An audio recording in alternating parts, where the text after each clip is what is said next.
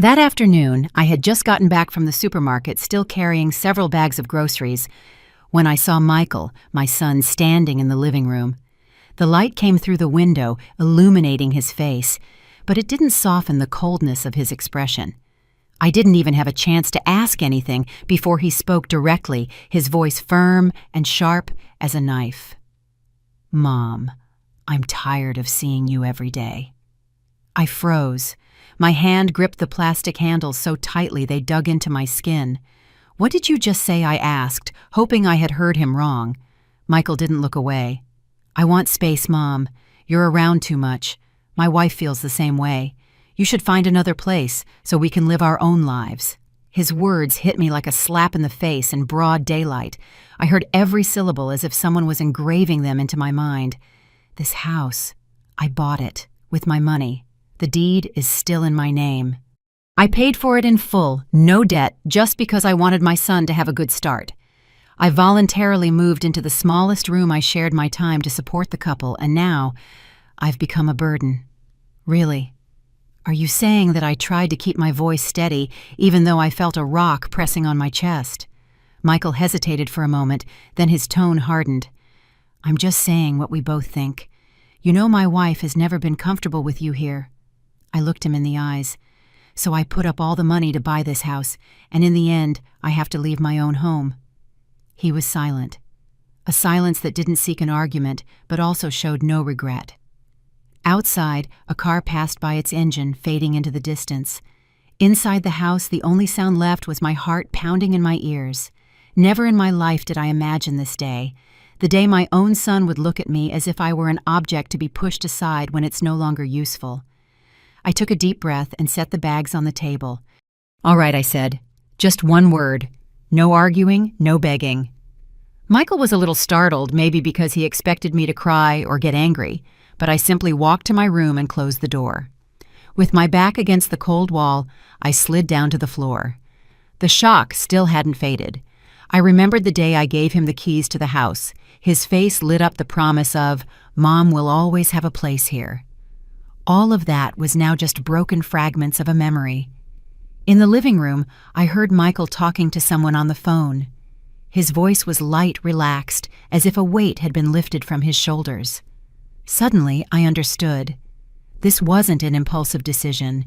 It was a calculated plan, and I was just now getting the notice. My chest tightened, but deep down another thought began to surface. If they want me to leave, I'll leave, but not empty-handed.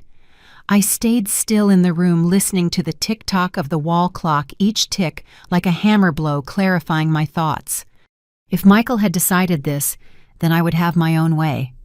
Not with tears, not with pleading. My phone vibrated in my purse. It was Martha, my friend, since our days at the town library. I answered, trying to sound normal. "Olivia, are you free this afternoon? I just made that apple pie you love so much." I managed a faint smile. "Maybe I'll stop by, but first I need your help with something." Half an hour later, I left my room with a small handbag. Michael looked up, frowning. "Where are you going?" "To get some air." "Don't wait up for me," I answered curtly. He was about to say something, but his phone rang.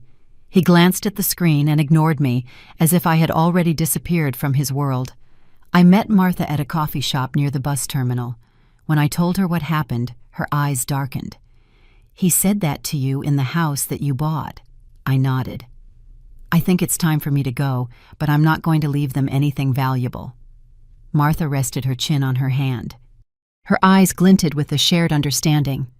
"Are you thinking of selling the house?" I replied. "Not just selling it fast, and in secret so they don't have time to react. They think I'll just leave quietly, but I'll be the one to take back everything that's mine before I disappear." The plan began that very night.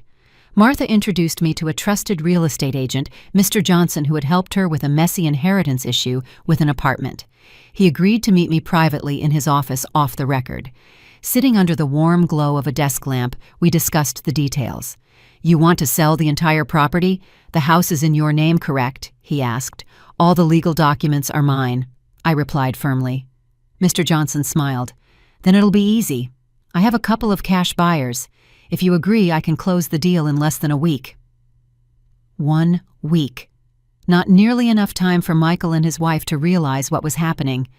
I pictured the scene, them coming home after a long day only to find the house was no longer theirs.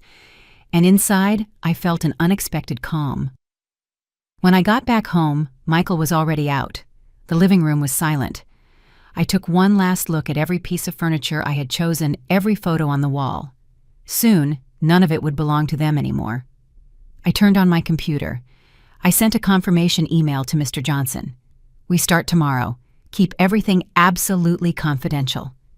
As I hit send, I noticed my hands were no longer shaking. I was no longer the woman who endured everything in silence in this house. I was preparing to leave, but this time I was taking everything that was mine with me. The next morning, I woke up earlier than usual. The faint autumn light filtered through the curtains, bathing the kitchen in a soft yellow glow. I made a strong pot of coffee. I poured it into my white ceramic mug, sat down at the table, and opened my old leather-bound notebook. Page after page held numbers, dates, and lists of items I had bought for this house. The imported sofa from Italy, the Japanese knives the dishwasher installed last year. I marked the ones that were small enough to take with me or sell separately. Each red check mark was a memory, but it was also an asset. At 9 o'clock sharp, Mr. Johnson called. "Mrs. Garcia, I found a young couple looking for a house in this neighborhood. They're ready to pay in cash, but they want to see it as soon as possible." I replied immediately. "Could they come this afternoon?" "Perfect. Do you want them to meet the family living there?" I paused for a moment. "No. I'll make sure the house is empty." After hanging up, I knew I had to act carefully. Michael and his wife worked all day, but I needed to be sure they wouldn't come back unexpectedly. I sent my son a text. "I'm having a visitor this afternoon. Don't come home early." Michael replied quickly. "Okay, do whatever you want." A reply so brief it confirmed everything. To him, my presence in that house no longer meant a thing. Around noon, I started packing some of my belongings. I put the valuable items in cardboard boxes and labeled them. I would send them one by one to a storage unit Martha helped me rent. I dragged the boxes to Martha's car, parked right outside the door. At 3 o'clock, the buying couple arrived with Mr. Johnson. They were young, dressed simply, but their eyes lit up as they walked in. They didn't know the story behind the walls. They only saw a warm, clean house full of potential. I guided them through each room, presenting every detail like an experienced salesperson, though inside I felt both relieved and bitter. "We love this house," the wife said, looking at her husband. He nodded. "If you agree, we can put down a deposit right now." I looked at Mr. Johnson. He gave a slight nod, confirming everything was going according to plan. After they left, I locked the door and stood in the middle of the living room. This space had witnessed more than I wanted to remember. Silent dinners, backhanded comments, and the moment Michael bluntly asked me to disappear. I would sleep here one last night not because I had to, but because I chose to. One last look before leaving on my own terms.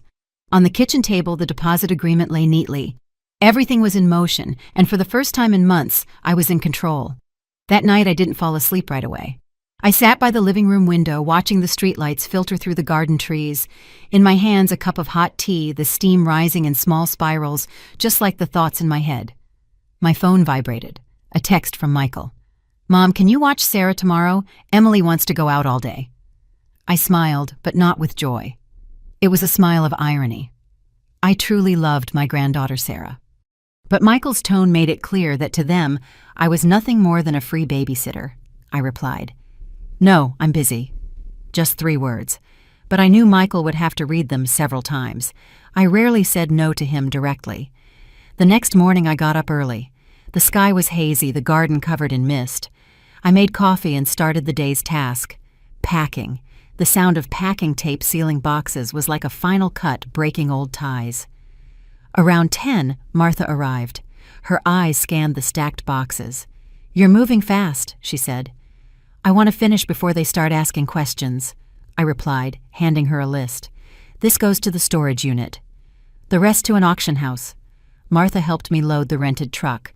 The driver was a young, quiet, efficient kid. I had already paid a 6-month deposit for the storage unit, enough time to get settled in a new place. In the afternoon, I got a call from Mr. Johnson.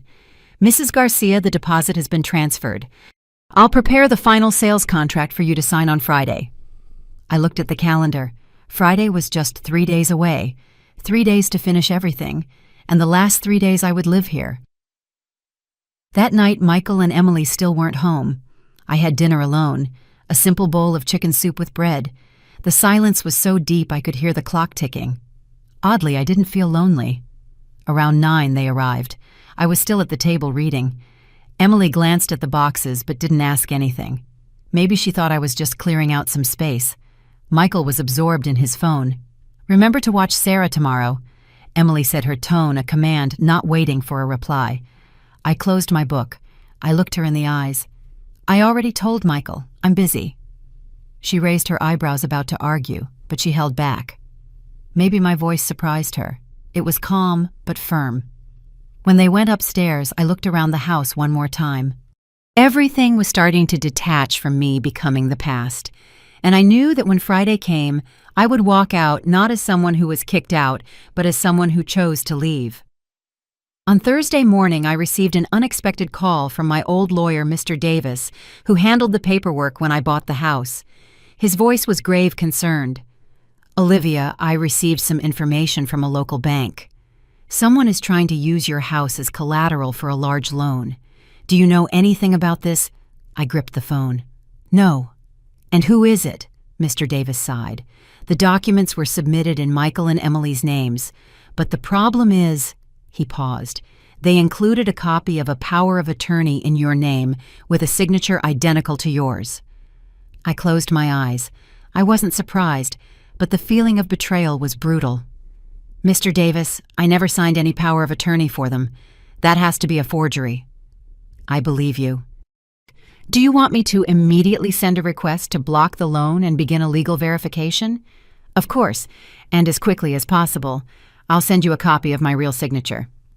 After hanging up, I stood motionless. The house wasn't even sold yet, and they were already trying to leverage it for debt. It wasn't enough for me to leave. They still wanted to take advantage of me while I was here. In the afternoon, I called Mr. Johnson and briefly explained the situation. His voice was firm. "Don't worry, Olivia. Once the sale is closed, any undrawn mortgage or loan against the property will be void. I'll ensure our sales contract takes precedence." I continued packing that afternoon. Each object in a box was a final punctuation mark.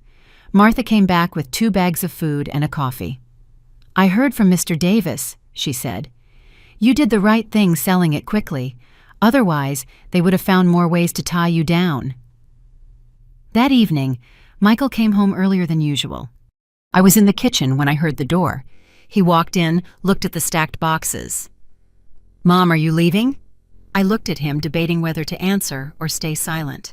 Finally, I said, "Yes." Michael bit his lip. "You don't have to." I cut him off. "There's no need to explain. I've already decided." He fell silent, but there was a flicker of anxiety in his eyes. I didn't ask any more questions, not because I didn't want to know, but because words were no longer necessary. When he went up to his room, I returned to the table, opened my leather notebook, and drew a line. Tomorrow. Sign the sales contract. Tomorrow, this house would no longer be mine, or theirs, and for me, it wouldn't be a loss. It would be a liberation. On Friday morning, I woke up with a mix of excitement and caution. Today was the day to sign the sales contract for the house. But before I even got out of bed, I received a strange email. Subject request to nullify property sale transaction. Sender a law firm I had never heard of. The content was brief.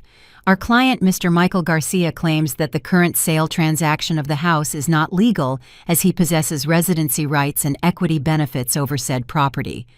We request an immediate halt to all proceedings. I read it twice, then smiled coldly. It was clearly a last-minute desperate move by Michael, but he didn't know. The entire property was in my name, and bank records confirmed there was no notarized shared residency agreement. I immediately called Mr. Johnson. He let out a small laugh. "Relax, Olivia. This is just an attempt to buy time. We have all the legal documents in order. They have no right to stop this. I had decided not to mention the contract signing to Michael the night before. The less information he had, the safer it was. At noon, I drove to Mr. Johnson's office. The sky was clear, but a cold wind was blowing. In the meeting room, the file was already perfectly arranged. Mr. Johnson and my lawyer, Mr. Davis, were both there. You just need to sign here, here, and here, Mr. Davis indicated on each page. The pen in my hand glided smoothly over the paper. Each signature felt like cutting an invisible string. When I finished, I put the pen down and exhaled with relief. Mr. Johnson carefully collected the documents and nodded. Done. The money will be transferred to your new account within 24 hours. The account is with a different bank. No one but you will have access to it. On the way back, I stopped by a small shop on the outskirts of town and bought a new suitcase. Not too big, but big enough for the essentials for my next chapter. I hadn't decided where I would go yet, but I was sure I wouldn't leave an easy trail to follow. When I got home, Michael and Emily were already there. Emily was sitting on the sofa, scrolling through her phone. Michael was leaning against the kitchen doorway, watching me with suspicion. "Where were you all day, Mom?" he asked. I took off my coat and hung it up. Just taking care of some personal matters. Emily then spoke, her tone dripping with acid. I hope those personal matters don't affect this family. I looked her directly in the eye, but only smiled. This family affects itself, Emily. She froze for a second, then looked away. That night, as I closed my bedroom door, I placed the new suitcase at the foot of my bed. Only one thought remained in my mind. Tomorrow I will leave, and by the time they realize it, it will be too late. On Saturday morning, I had just poured myself a cup of coffee when I heard loud banging on the door. It wasn't a polite knock, but an urgent, insistent pounding, almost as if they wanted to break it down. I opened it to find 2 police officers on the doorstep, a man and a woman, both in immaculate uniforms. "Mrs. Olivia Garcia?" the male officer asked. "Yes, that's me." He held up a warrant. "We have a search warrant for this residence at the request of the complainant, Mr. Michael Garcia. It is alleged that you are attempting to conceal shared assets without consent." I remained calmer than they expected. Shared assets. This house is in my name. It's entirely mine. "Go ahead, but you won't find anything legal to hold me here." They entered and began to inspect each room. Emily and Michael came running down from upstairs. Emily was still in her pajamas, her hair a mess, but her eyes were bright, as if she expected to see me in handcuffs. "Does Mom really think she can sell the house without consulting us?" Emily spat out word for word. I looked at her the way you look at a child caught stealing cookies and denying it. "I don't think so. I know I can, and I already did." Michael stepped forward, raising his voice. "This is the family home. You can't just destroy everything because you're having a tantrum." I let out a laugh, a sound that surprised even me. "Family. You call it a family when you plan debts behind my back, forge power of attorney documents, and hire lawyers to block me." The female officer intervened, then her tone serious. "Sir, ma'am, all the documentation confirms that the property belongs exclusively to Mrs. Garcia. This warrant only authorizes us to search, not to confiscate property. There are no signs of a crime here, so we'll be leaving." Emily's face went pale. Michael bit his lip, saying nothing more. When the police left, I walked to the dining table, pulled a thick envelope from my jacket and placed it on the table. "Here is a copy of the sales contract signed yesterday. The transaction is closed. The money is already in a place you will never be able to access." Emily lunged to snatch the envelope, but I pulled it back. "No, this is my copy. You'll receive the official documents from the lawyer in a few days. From this moment, you have exactly 4 days to find another place to live." A heavy silence fell over the room. No more banging, no more police, just the naked truth. Michael stared at me with a mixture of shock and panic. Emily turned away, clenching her fist so tight her knuckles turned white. I picked up my coffee cup. I took a sip and spoke slowly. "I told you. By the time you understood, it would already be too late." On Sunday morning, as I was packing more boxes, I heard a crash downstairs. When I went down, I froze. Michael and Emily were tearing the living room apart, Drawers were pulled out, papers scattered all over the floor. "What are you doing?" I yelled. My voice echoed louder than I expected. Emily looked up, her eyes as sharp as knives. "We're looking for the sales documents. You have no right to do this. If we find them, we'll nullify the transaction." I walked straight to the center of the room, standing in front of the drawer Emily had just opened. "You dare touch another thing of mine, and I'm calling the police right now." But Michael grabbed a stack of papers, but I slapped them out of his hand. The sheets flew through the air. "This is my medical certificate. How low are you willing to go?" "Don't pretend, Mom," Michael snarled. "You've changed. You're not the one who used to put the family first. Now all you do is think about yourself." I let out a dry laugh. "Think about myself. After decades of working tirelessly, paying off debts, buying this house for you, taking care of your children, silently enduring your wife's veiled insults. If this is the first time I'm thinking of myself, then it's long overdue." Emily lunged towards me, pointing a finger in my face. "We're not leaving. You can't kick us out." I stepped even closer, my voice as cold as ice. "I'm not kicking you out. The new owner will. And when the police come to back them up, don't expect me to intervene." Michael's face turned red, his hand clenched into a fist. I saw the fire burning in his eyes, but he didn't dare do anything. Maybe because he knew that if he crossed that line, the consequences would no longer be just a family matter. "I have endured enough," I said slowly. "You've gotten used to me staying silent, but my silence no longer means acceptance." Emily let out a scornful laugh, but my voice rose above it. "In 4 days, I will hand over the keys to the new owner. If you are still here, they will call the police, and I will be on their side." They both stood there, petrified out of excuses, just glares filled with resentment. I bent down, picked up the papers from the floor, and put them back in the drawer, slamming it shut with so much force that the whole room shook. "If you touch my things one more time, there will be no warning." Then I went up to my room, leaving them in the middle of the mess, and the truth they could no longer change. That afternoon, I decided to leave the house for a few hours to get some fresh air. I went to a small coffee shop in the center of town. I sat in a quiet corner with a book and a cappuccino. I had barely read a few pages when my phone started vibrating nonstop. The first message was from my next-door neighbor, Mrs. Peterson. "Olivia, what's going on at your house? I see a moving truck parked out front." "They're taking things out." I called her immediately. "Can you explain?" "2 young men. Emily is giving them orders. They're loading a large wardrobe and the dining room table. I thought you were moving out." I gripped the phone. "No, that's mine." Without thinking, I left the coffee shop and drove back. When I arrived, the scene made my blood boil.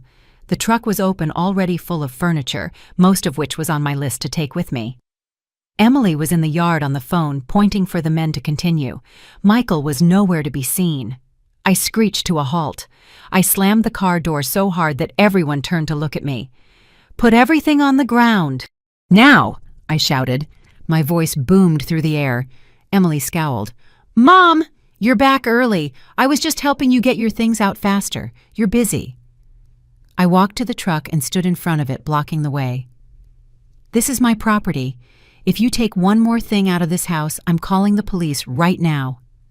The 2 men looked at each other and put the furniture down. They clearly didn't want any trouble. Emily approached, her voice low and venomous.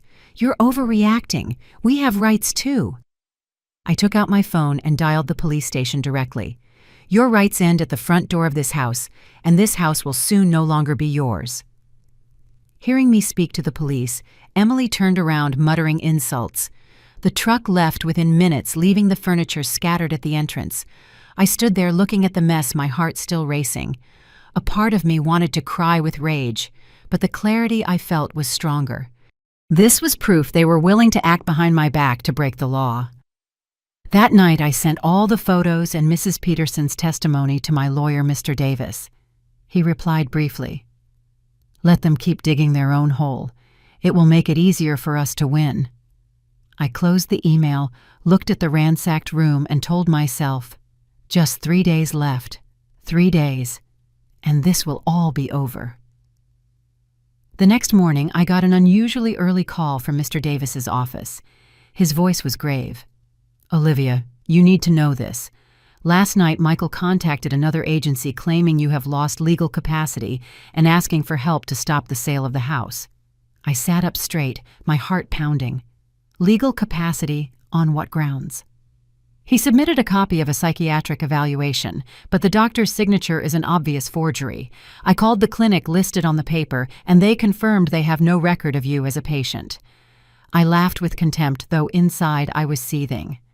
"They're getting desperate." "They are," Mr. Davis said, "but this is serious. If we don't act fast, they could delay the sale. I recommend you come to the office today to sign an official rebuttal accompanied by a valid medical certificate." I agreed, and immediately called Dr. Taylor, my family doctor for over 10 years. Within an hour, I had a certificate of sound mental health in my hands, complete with his signature and official red seal. On the way to Mr. Davis's office, I thought about every move Michael and Emily had made. Forgery, trespassing, attempted theft, and now fabricating a story about my incompetence to strip me of my rights. Each move was a stab in the back, but it was also a nail in their own coffin. At the office, Mr. Davis already had the documents ready. "We'll file the rebuttal today. Additionally, I'll request a formal investigation for medical document forgery. If intent to defraud is proven, this will become a criminal matter." I signed each page with a steady hand. "Mr. Davis, I want to see this through to the end. No more concessions. They need to pay for what they've done." He nodded. "I understand." When I got home at noon, I saw Michael sitting on the porch phone in hand, avoiding my gaze. Emily wasn't there. I walked past him, but I heard him say, "Mom, this is going too far." I turned and faced him. "Too far? The day you decided to deceive me, it had already gone too far, and now there's no turning back." Michael opened his mouth, but I had already gone inside and shut the door. There was no room left for pity. That afternoon, Mr. Davis sent an email. "The rebuttal has been accepted by the court. The sale of the house will proceed as planned. The investigation into the document forgery will begin this week." Reading it, I leaned back in my chair, and for the first time in weeks, I truly smiled. Only 2 days left.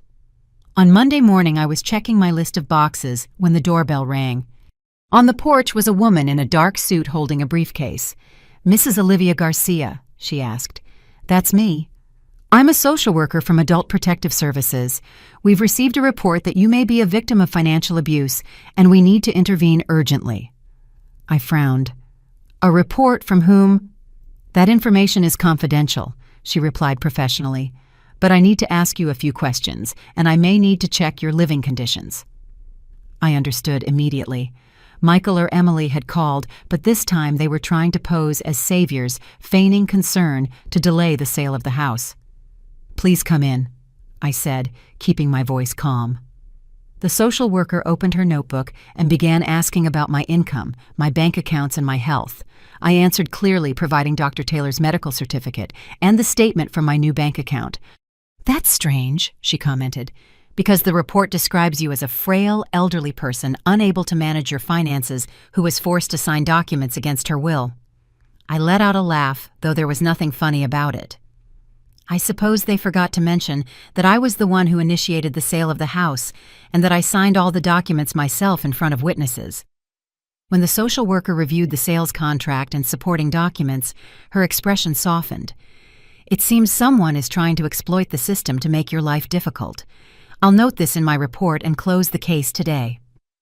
Before she left, she added, "If they file any more false reports, that will constitute a violation of the law."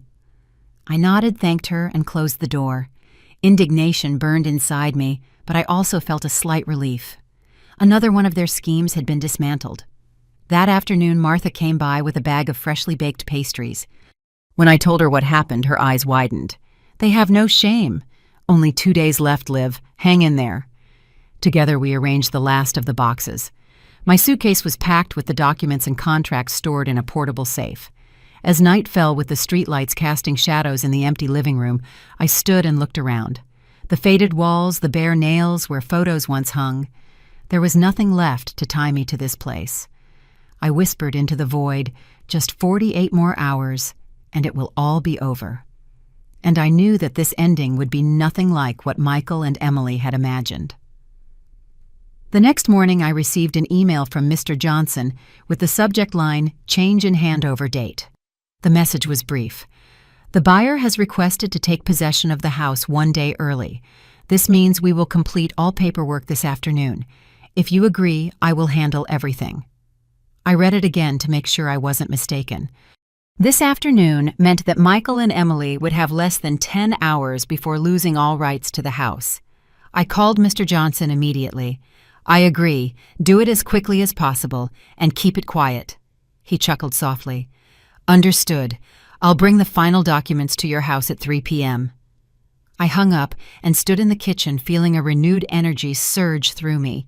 My departure would be sooner than expected, and they wouldn't have time to react. At noon, Michael and Emily still hadn't returned. I took the opportunity to call the moving company, asking them to come that very afternoon. Martha was also there to help me supervise. We worked without a break. The boxes were lined up, the suitcase was closed, and the portable safe was ready by the door. Around 2 o'clock, I heard a car pull into the driveway. Emily got out of the car, smiling, but when she saw the moving truck parked in front of the house, her smile vanished. "What is this? What do you think you're doing, Mom?" I didn't answer right away. I continued signing papers with the movers. Michael got out of the car, frowning. "Mom, you said we still had 2 days." I looked him straight in the eye. "The plan changed. I'm handing over the house this afternoon." Emily froze. "No, you can't." I interrupted her, my voice icy. "I can, and I already did." The buyer wanted to move up the date, and I accepted. As of 4 o'clock this afternoon, this will no longer be your home. Michael took a step toward me, furious. "You're trying to humiliate us." I smiled with disdain. "No, this is the consequence of your choices." At 3 o'clock sharp, Mr. Johnson arrived. We signed the last papers in the living room with Martha and 2 movers as witnesses. As soon as I lifted the pen, Mr. Johnson confirmed, "The transaction is complete. The new owner will be here to pick up the keys in an hour." I put the contract in my purse and turned to Michael and Emily. "I'll be gone before they arrive. I suggest you do the same." Emily opened her mouth to protest, but couldn't find the words. Michael stood motionless, his gaze fixed on the floor. I walked out the door with my suitcase in hand, Martha by my side. The air outside was cool and surprisingly light. That afternoon it would all end, and this time on my terms. As Martha and I were pushing my suitcase toward the car, a black SUV swerved sharply and pulled into the driveway. The door flew open. 2 men in suits got out, followed by a middle-aged woman with a stern expression. The woman approached me, directly pulling a stack of documents from her briefcase. "Mrs. Olivia Garcia, I am the lawyer for Mr. Michael Garcia and Mrs. Emily Garcia. We are here to serve you with a temporary restraining order to halt the handover issued by the district court." I listened to every word, feeling no fear. "On what grounds is this order based?" "My client alleges that you sold the property below market value in order to conceal shared assets causing prejudice to their rightful inheritance claims," she read from the paper. I laughed softly. "This house is not a shared asset, and they have no inheritance rights as long as I am alive. That order won't last 24 hours. Martha stepped forward. "She's just buying time and she knows it." One of the men in suits intervened, demanding that I stop moving my things until the order was reviewed. I looked at them, then at Mr. Johnson, who had just come out with his briefcase. Mr. Johnson raised an eyebrow. "This morning I submitted all legal property documents to the court. This order is based on false information. I'm calling the judge right now." While Mr. Johnson was on the phone, I turned on my phone's voice recorder. "Please repeat the accusation so I can have it on record." The lawyer hesitated but ended up reading the full text. Her voice was recorded word for word. A few minutes later, Mr. Johnson returned with a cold smile. "The judge has already reviewed the case. The restraining order has been immediately nullified. You all should leave before the police arrive to support the new homeowner." The lawyer's face hardened. She stuffed the papers back in her bag and turned away without another word. The 2 men followed her, visibly annoyed. Emily, who had been on the porch the whole time, stormed down and shouted, "Mom will pay dearly for betraying us." I looked at her, my voice grave and clear.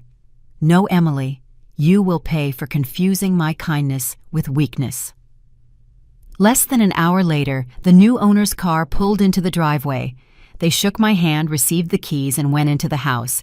Michael and Emily remained there motionless, as if they couldn't believe it was all over.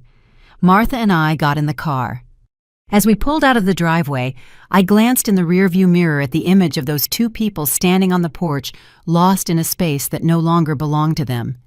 And I knew I had won this battle fair and square. Not even 10 minutes had passed since we left the street when my phone rang. It was an unknown number. I hesitated, but answered. "Mrs. Garcia." A deep male voice.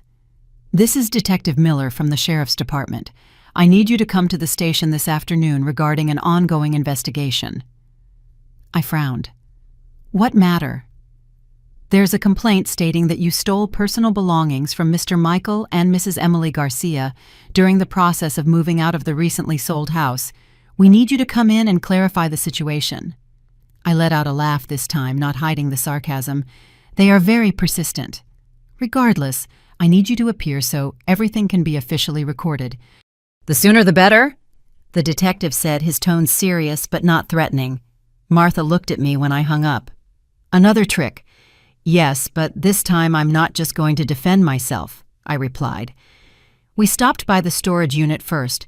I wanted to pick up several boxes of documents I had already prepared.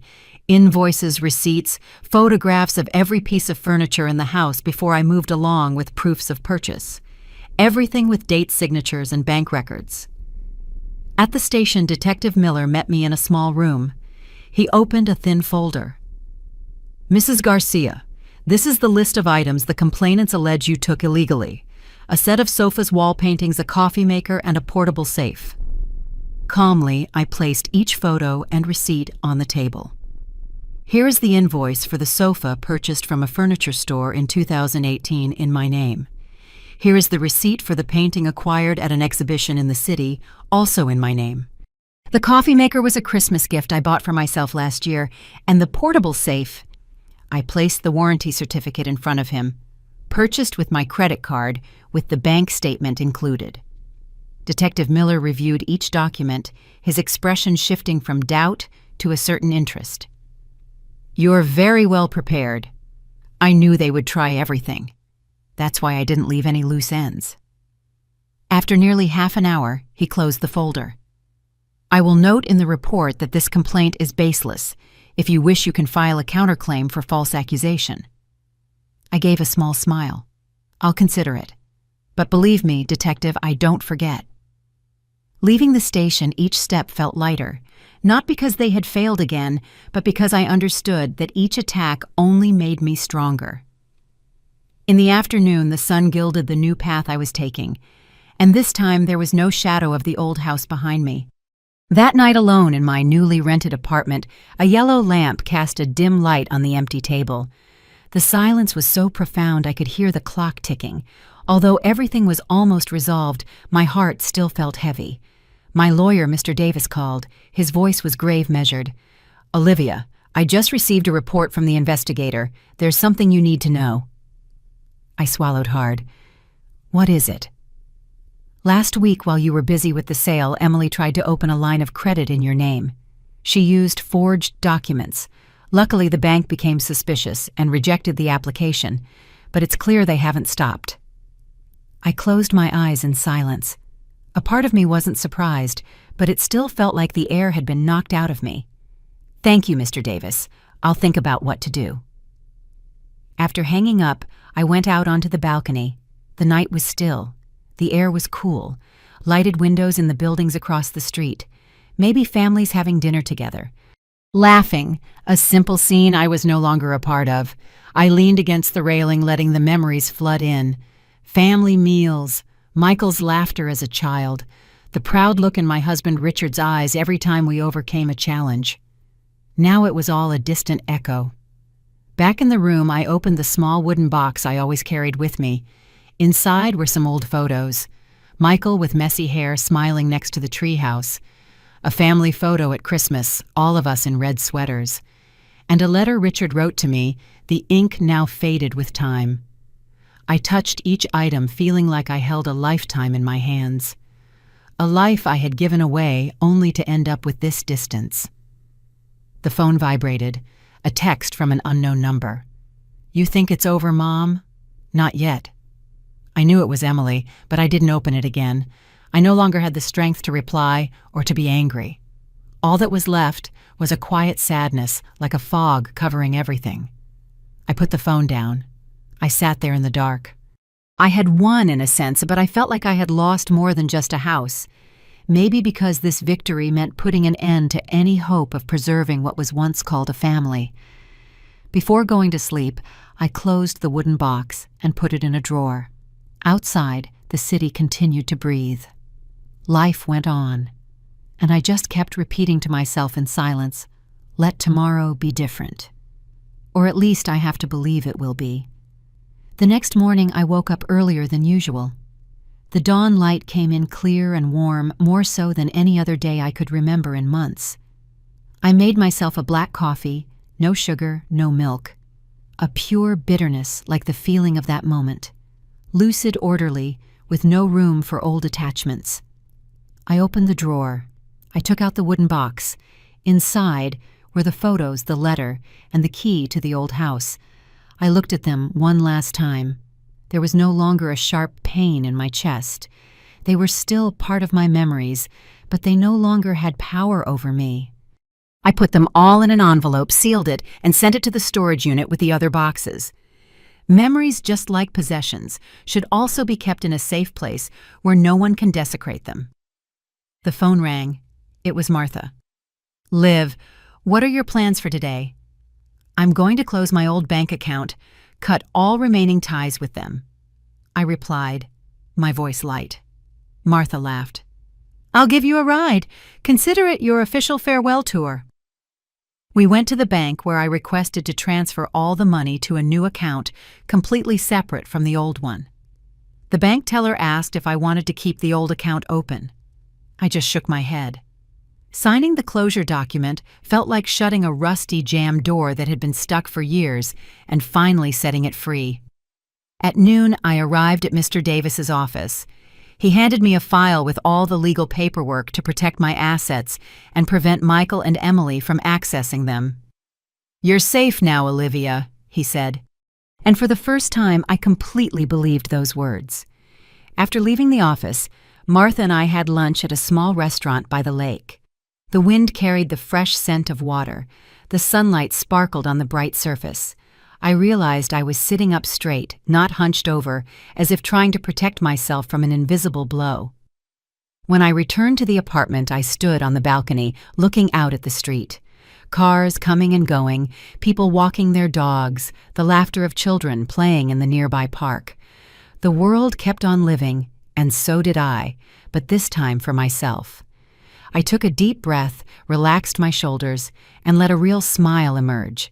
It wasn't because I had gotten revenge, but because I had pulled myself out of the swamp. They no longer had any right to touch my life. That afternoon, I organized my desk again and opened a blank page. I wrote the first line, "Day 1 of a new beginning."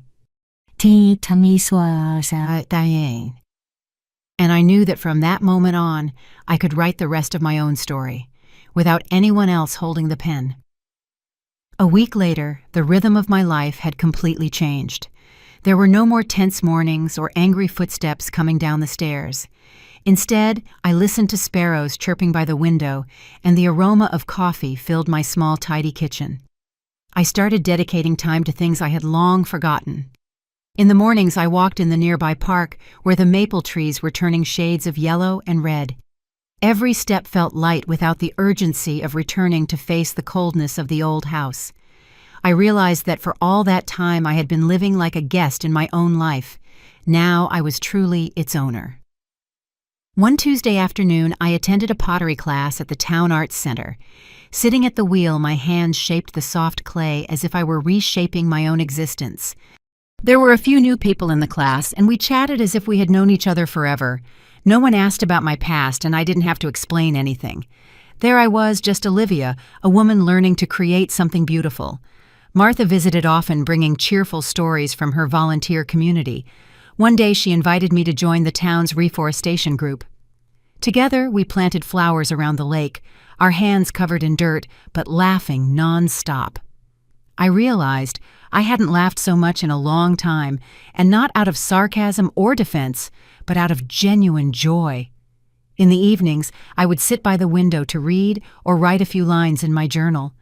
I wrote about the little things I was grateful for: a hot cup of tea on a rainy day, a kind greeting from the doorman, the golden sunset painting the lake. When there was no one left to fear, every ordinary moment became precious. One weekend, I invited some new neighbors over for dinner. We shared food, life stories, and laughter that filled the apartment. Looking around the table, I understood with absolute clarity, happiness is not something that has to be bought with suffering. True happiness is feeling safe being yourself and being surrounded by those who respect you. Before going to sleep, I stood on the balcony and watched the city lights twinkle. Inside me, everything was calm, like the tranquil surface of the lake. I said to myself in a low voice, "I've taken my life back, and this time it belongs completely to me." That feeling I knew then was true happiness. This story is a reminder that the love and sacrifice of parents cannot be seen as an infinite obligation. When family ties are replaced by abuse and exploitation, choosing to leave is not running away, but protecting one's own dignity and peace. Sometimes loving yourself is the only way to keep living, and it's also a warning to others. Affection must be nurtured with respect, not assumed to be eternal.